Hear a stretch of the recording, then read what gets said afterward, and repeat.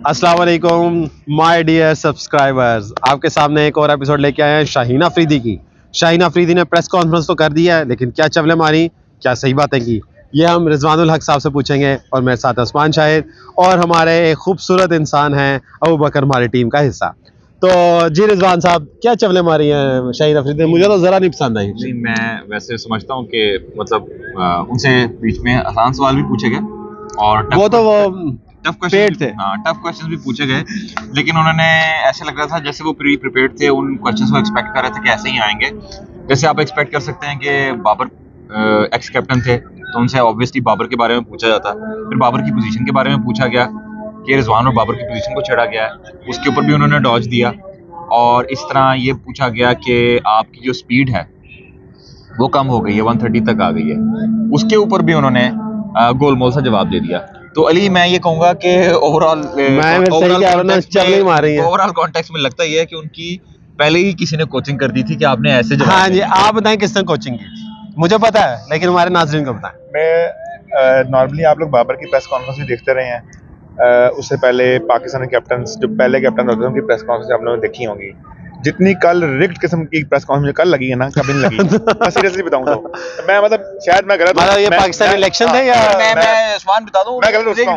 मैं गलत हो उन्होंने सकता हूं। नॉर्मल से, जैसे उन्होंने कहा कि जी आप बाबर को क्यों नहीं खिला रहे, ओपनर खिलाएंगे। कहते नहीं, हम साइमन वो तवा टैलेंट है, हम ना वर्ल्ड कप से पहले 17 मैचेस हैं, हम क्लैरिटी नहीं थी, यही मैं चाह रहा हूँ। हम 17 मैचेस हैं, हम चेक कर लेंगे। अगली सीरीज इंग्लैंड के खिलाफ है तो हम ये चेक कर लेंगे कि कौन से 17 मैचेस कौन से यार, मतलब ही सेज इट के 17 मैचेस हैं। हाँ, मुझे बताएं चेक क्या करना उसने साइमयूब का, जो उसे पता नहीं है कि साइमयूब को क्या है। देखिए मेरा सिर्फ उसने कभी नहीं देखा साइमयूब को जो उसका चेक करना। चेंज अच्छा होता है, होना चाहिए, लेकिन मेरा पॉइंट ये है कि पाकिस्तानी क्रिकेट में अगर आप प्रीवियसली T20 की हिस्ट्री आपको पाकिस्तान से स्टार्ट देखें और अभी ये बाबर आजम एरा के बाद भी अगर आप जो ये देखने को आपको मिलेगा, मैं आपको बता रहा हूँ। और बकर ने कल की वीडियो में चीज़ आपको बताई थी कि पाकिस्तान को ये वाला फॉर्मेट सूट किया है जो ये दो रिजवान बाबर ने दिया है। ठीक है, चेंज अच्छी होती है, लेके आए, ठीक है, देखते हैं क्या होता है। चेंज से क्या होगा, एक सीरीज चेक करने में कोई हर्ज नहीं है, लेकिन मैं अभी भी इस चीज़ पे अग्री करता हूँ कि पाकिस्तान को इस सीरीज में आप चाह रहे हैं कि वो जो टेम्पलेट है ना बाबर रिजवान वाला, वो बेहतर है। हाँ, वो हमने डिस्कशन की। मुझे ये बताएं, शाहीन अफरीदी को किसने कहा और किसने मीडिया को खरीदा हुआ था? आपने नहीं, आपने बात की है कि इलेक्शन की तरह खरीदा हुआ था। अब आप हमारे नाज़रीन को बताएं किसने। नहीं, आपको पता है सारा, आप नाम दें, आपने डरना नहीं है, बताएं। जब मीडिया फ्रेंडली कैप्टन होता है ना, मीडिया की मर्जी का कैप्टन होता है, तो उससे क्वेश्चन भी वैसे होते हैं। बाबर जो था ना, सबको चुप रहा था क्योंकि वो सुपरस्टार बन गया था। सुपरस्टार चुपता है। जब अफरीदी वगैरह भी सुपरस्टार थे ना, तो वो चुपते थे। अब अफरीदी सबसे ज्यादा चुपता था शोएब जट को। मतलब मैं वैसे बता रहा हूँ, शाहिद अफरीदी जब सुपरस्टार था तो बहुत से लोगों को चुपता था, हालांकि वो करता कुछ नहीं था, लेकिन चुपता था क्योंकि वो सुपरस्टार बन चुका था।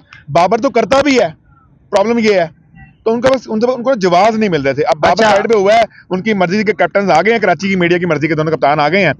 अब थोड़ी सी जरा सुकून रहेगा पाकिस्तान को थोड़ा। अच्छा, इन्होंने ये नाम नहीं लिया, आप बताएं किसने खरीदा हुआ था प्रेस कॉन्फ्रेंस पूरा, या इनसे इख्तिलाफ करेंगे? बात नहीं, आपको भी पता है कि शाहीन जो शाह अफरीदी हैं वो जब ऑस्ट्रेलिया गए हैं तो उनके पीछे उनके इन लॉज भी थे। एग्जैक्टली, नाम ले।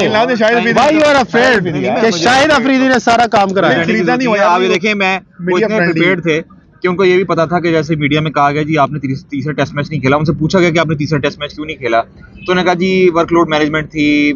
मुझे कहा गया था कि देखें वर्कलोड थोड़ा मैनेज करना है, आगे T20 सीरीज है, इसलिए कोई इंजरी वगैरह ना हो जाए, इसलिए मुझे बिठाया गया। तो कैप्टन भी नहीं, उनके अपने ही जो बयान था उसमें तजाद था। वो उनसे कहा गया, वरना उन्होंने साथ ही उन्होंने ये कह दी जी नहीं तो टेस्ट क्रिकेट जो है वो मेरा फर्स्ट लव है। मेरे भाई ने मुझे कहा था कि अगर तुमने क्रिकेटर बनना है तो तुम्हें टेस्ट क्रिकेट। उनके बड़े भाई अफरीदी ने नहीं, हाँ जी, लेकिन मेरा शाहीन अफरीदी से सवाल है, आपने ये तो कह दिया, लेकिन आपको क्या पता, आपको ये पता है कि आपने अगला टेस्ट मैच इस साल नवंबर एंड में खेलना है। तो आपका ये जो लव है ना, ये सिर्फ नाम का ही है, क्योंकि पाकिस्तान टीम टेस्ट मैच तो खेला नहीं है इस साल।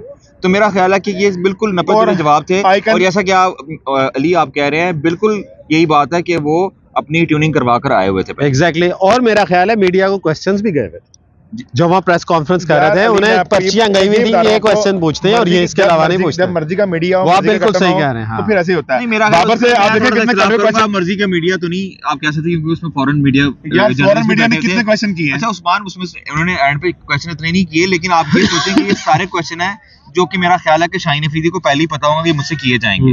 बाबर का बाबर नाम लेके उनको पिंच किया जाएगा। और तीसरा टेस्ट का सवाल वही सेम, उन्होंने साथ ही जिसे कह दिया कि बाबर हमारे सुपरस्टार हैं, बाबर जैसा कोई नहीं है, 1-2 इनिंग्स में कुछ नहीं चले तो कुछ नहीं होता है, ऐसा उन्होंने सब रटा रटाया था जो उन्होंने बोल दिया। मतलब हम अपने ऑडियंस को बताएंगे ये चवलें ही मारी है शाहीन अफरीदी ने, आप उनके बेशक फैन हो या ना हो, मारी उन्होंने चवलें हैं। और उनके शाहिद अफरीदी का बहुत ज्यादा इम्पैक्ट नजर भी आया है।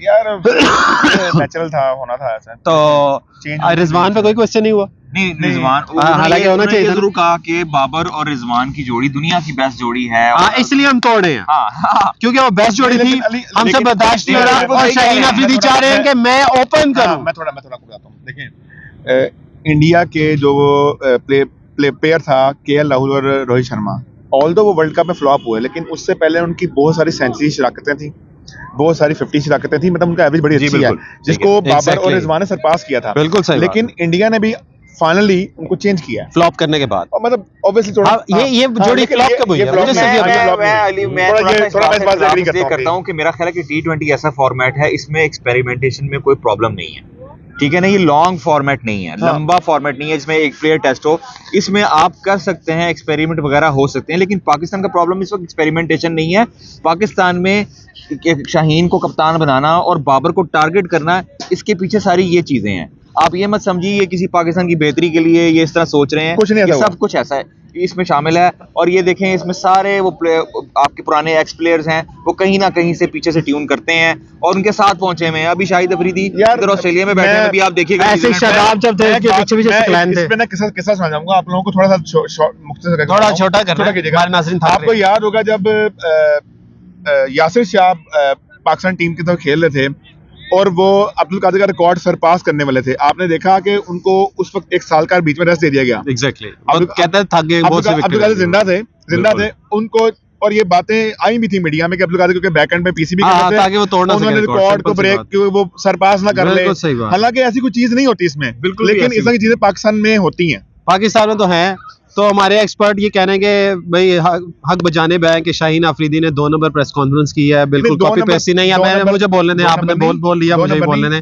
तो कॉपी पेस्ट थी, वही कॉपी पेस्ट थी, कॉपी करके उन्हें पेस्ट कर दिया गया, उनके दिमाग में फिट कर दिया, उनको प्रेस कॉन्फ्रेंस की टेम्पलेट भी दे दी गई, पर्चियां भी दे दी गई हैं, सब कुछ दे दिया।